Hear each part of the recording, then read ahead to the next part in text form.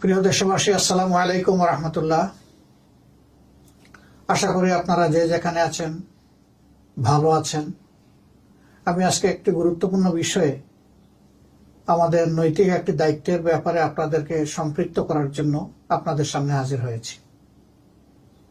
বাংলাদেশ জামাত ইসলামী তার জন্মলগ্ন থেকেই সমাজের কল্যাণে নিজেদের সমস্ত যোগ্যতা এবং অভিজ্ঞতাকে নিয়োজিত করার চেষ্টা করেছে এবং সেই চেষ্টা বর্তমানে অব্যাহত আছে। এ মাসের 21 তারিখ সকাল 10টা 38 ঢাকা সহ দেশের বিভিন্ন জায়গায় প্রবল ভূমিকম্প অনুভূত হয়।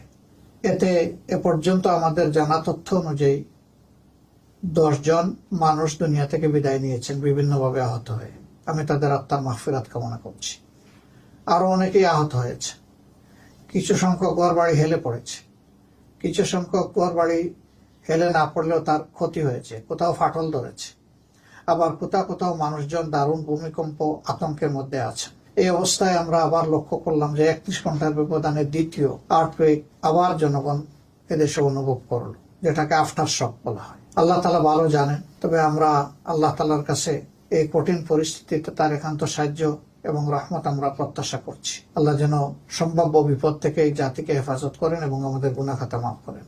এক্ষেত্রে কৌশলগত সহযোগিতা দেওয়ার জন্য বাংলাদেশ জামাত ইসলামী দক্ষ প্রকৌশলীদের নিয়ে একটি কার্যকর টিম গঠন করেছে এবং এই টিম আগামীকাল থেকে তাদের কার্যক্রম শুরু করবে। আপনাদের এই সংক্রান্ত যে কোনো প্রয়োজনে আপনারা যদি এই টিমকে অবহিত করেন, তারা আপনাদের দরবারে হাজির হয়ে যাবে এবং আপনাদেরকে পর্যাপ্ত ও প্রয়োজনীয় সহযোগিতা দেওয়ার চেষ্টা করবে।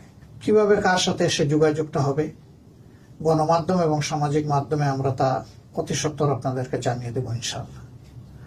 এই কন্ট্যাক্ট পয়েন্টগুলোতে আপনারা কন্ট্যাক্ট করলেই আপনারা আমাদের সেবা পেয়ে যাবেন, আমরা আশা করছি।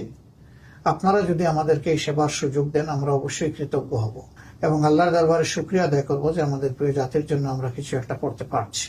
তা আপনাদের সকলের সুস্বাস্থ্য, নিরাপত্তা, কল্যাণ কামনা করে এবং আমাদের সেবা নেওয়ার আহ্বান জানিয়ে আজকের মতো এখানেই বিদায় নিচ্ছি। আসসালামু আলাইকুম ওয়া রাহমাতুল্লাহ।